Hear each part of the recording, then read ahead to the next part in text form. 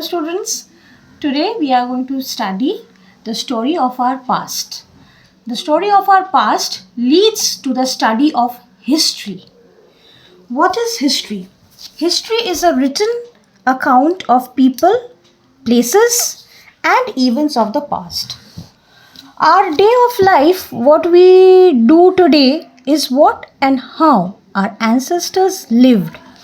And whenever we wish to know more about ourselves, we should start by exploring our own roots, that is, the study of the lives of our ancestors. This study of what happened in the past leads to the study of history. Okay, now the study of history helps us know our past. I have explained. The people who study history are called historians, right? Now we come to prehistory. What is prehistory? Prehistory is the study of events that took place before humans invented writing. Those early humans of the prehistoric period were cave dwellers, that is, they lived in caves. They painted on cave walls to record various activities of their lives. Just like today, when we draw a picture on paper, we use pencil or pen, and our ancestors used different methods. They used to write on papyrus scrolls, okay, and clay tablets. See here, we can see a clay tablet bearing the Sumerian script. These clay tablets were later baked in the sun, right? Early man, who mostly lived in caves, carved and painted their lifestyles on the walls of the caves. For example, what do you find in this picture? What do you see? We see a man on an elephant. We can say it is a tusker because it has tusk. So an elephant, a tusker, and he is hunting another tusker.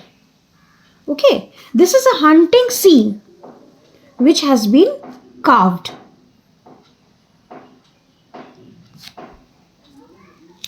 Then gradually the methods of recording history became more advanced.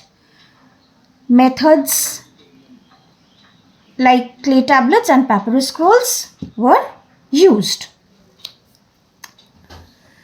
Now if we see this picture, what do we find?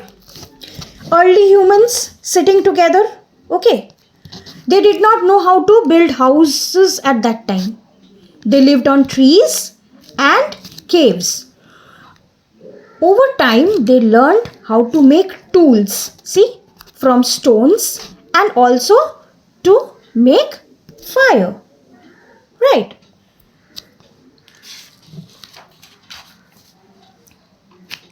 Now we directly come to the next module, that is, why should we study history? Why should we study history? History tells us about how and where people lived, their customs and traditions. Customs and traditions, by customs and traditions we mean, nowadays what do? We worship different gods and goddesses. Okay. But in earlier days, early man, what did they do? They had to worship different elements of nature like sun, wind, rain, etc. Next comes the way they traded.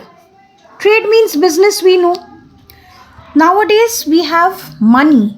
If we want to buy something, we do it through money. We buy some commodity or any material and we do it through money. But in earlier days, there was a system known as barter system. That means if I had to, during that time, if people had to buy something, they had to give, in exchange, they had to give another commodity. Suppose they wanted wheat. So if they had rice, they had to give that person a bag full of rice to get a bag full of wheat. This is known as the barter system. We also know about the wars they fought. The wars fought by great rulers of that time. History tells us about great rulers also. Great rulers like King Ashoka, King Bimbisara, King Chandragupta Maurya. They are the great rulers of the ancient period. We also come to know about great leaders like Lakshmi Bai, Mahatma Gandhi and Nelson Mandela. Who was Nelson Mandela? Nelson Mandela was a South African political leader who was an anti-racist. Their story continue to inspire us today also. History tells us about different festivals we celebrate. Why do we celebrate those festivals? For example, Diwali. Why do we celebrate Diwali? We celebrate Diwali to mark the return of Lord Rama after defeating Ravana, the king of Lanka. Christmas. Why do we celebrate Christmas? To mark the birth of Jesus Christ. Next point. History helps us appreciate rich cultural heritage of our country. It also teaches us to value our heritage and to protect them. Every country has its history. When we study history of other countries, we understand and appreciate their culture. It thus makes us tolerant and we learn how to live with one another peacefully.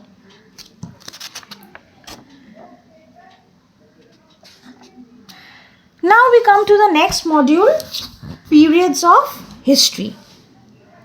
History, as we know, is a long continuous chain of events. So, just to make study of history easy, the historians have divided history into three main parts: the ancient period, the medieval periods, and the modern period.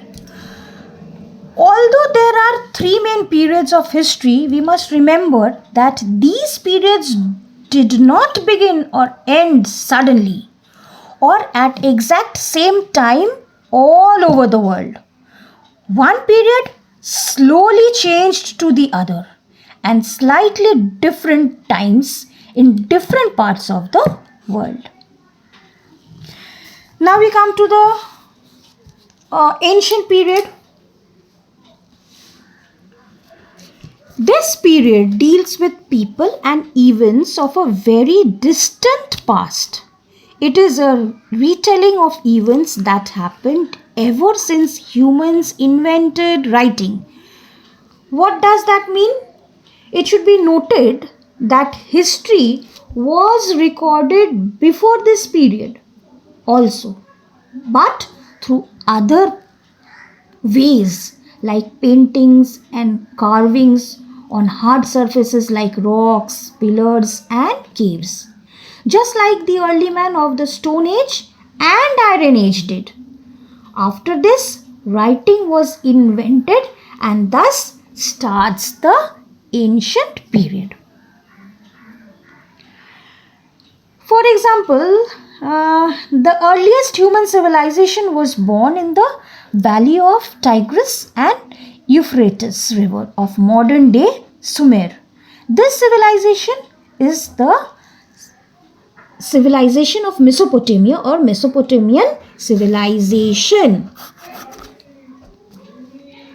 Okay. Another civilization of the ancient period is the Harappan civilization, located in the valley of Indus River, thus getting its name as Indus Valley Civilization. Another civilization is also known as the Egyptian civilization. Now we come to the next period, that is the medieval period. The period deals with the people and events that took place between the ancient and modern times. Some great emperors which flourished during this period are Byzantine Empire, the Ottoman Empire, and the Mughal Empire. Now, what is Byzantine Empire? Byzantine Empire was in Rome.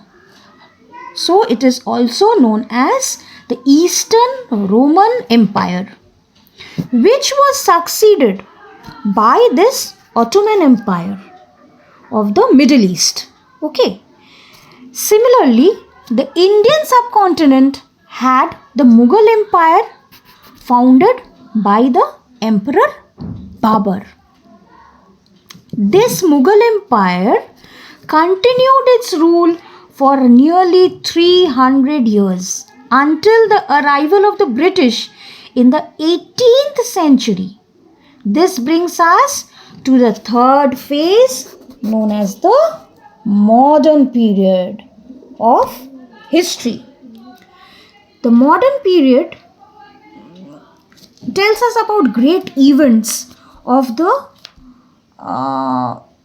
that time, such as the American War of Independence, the French Revolution, the Industrial Revolution, and the Russian Revolution, which children you will know later in your higher classes.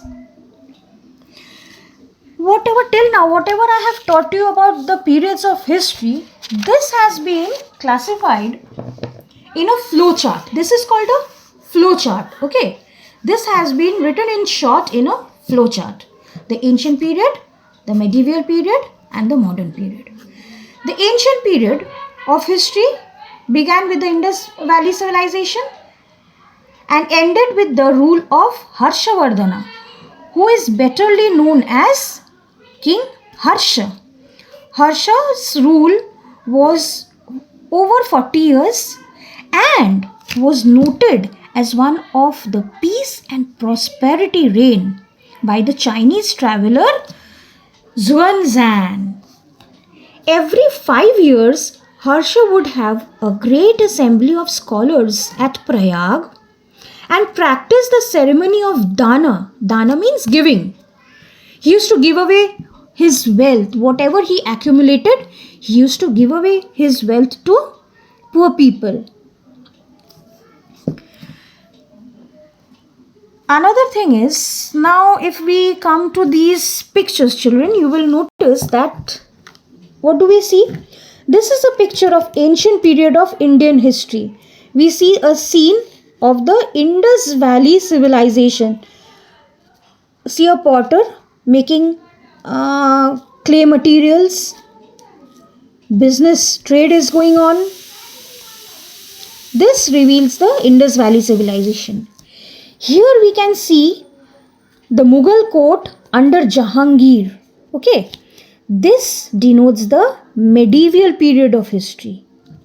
And similarly, if we come here, we can find Gandhiji leading to the Dandi March, which we call as the modern period of Indian history. Another thing which I would like to tell you is the names by which India was known. The ancient Greeks were one of the first to refer to the land around the river Indus, Sindhu, as India. India was also known as Bharat or Bharatvarsh. This Bharat or Bharatvarsh came from whose name? It was derived from one of the earliest Indian emperor known as Bharata. You remember the 4 sons of King Dashrath? The second son, Bharat? From there we get the name of India also as Bharata. Some other names by which India was also known as Aryabhatta, Nabhivarsha, and Hindustan. So we come to the end of this chapter. I hope you all have understood the chapter well. Now, what I would like to tell you is, go through this chapter twice, thrice, and if you have any difficulties, let me know. I have already given you the keywords, that is the difficult words. Learn the keywords, learn them, memorize them. I have given you the fill in the blanks answers, true and false, question answers. I hope you have all noted it down in your copy, classwork copy, as I have said. So go through it, learn it nicely, and if any problem, let me know.